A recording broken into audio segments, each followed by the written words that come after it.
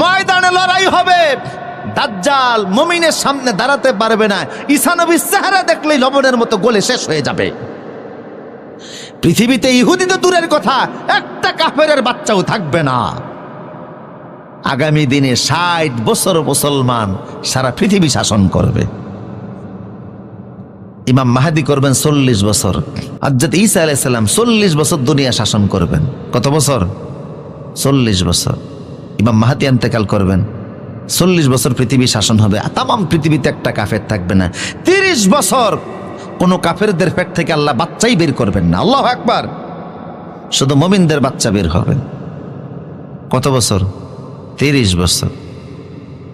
আমার প্রিয় সুধী, সোনালী দিন আসতেছে, এত বরকত আল্লাহ জমিনে ঢেলে দিবেন। এখন অনেকে দুর্ভিক্ষের ভয় দেখায়, আমি দেখাতে রাজি না। মুসলমান, দুর্ভিক্ষকে ভয় করে কোনো লাভ নাই। কিসের দুর্ভিক্ষ? কোরআনে আল্লাহ 95 জায়গায় বলছেন রিজিকের মালিক আমি আল্লাহ।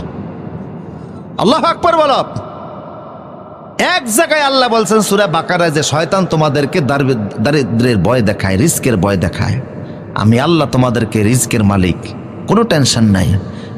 দাজ্জালের ফিতনার সময়ও আল্লাহ পাক মুমিনদের রান্না করতে দিবেন না, শুধু সুবহানাল্লাহ বললে খালি পেট আল্লাহ ভরপুর করে দিবেন না। তুআম ওয়া তাসবিহ, 3 বছর পৃথিবীতে কোনো খাদ্য হবে না দাজ্জাল যখন আসবে।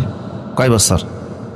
কোনো খাদ্য পৃথিবীতে থাকবে না, জমিনে কোনো ফসল হবে না, আকাশ থেকেও বৃষ্টি পড়বে না। নারিকেল গাছে গিয়ে দেখবেন ডাবের ভিতরে পানি পর্যন্ত নাই, তামাম পৃথিবী খাদ্য শূন্য হয়ে যাবে।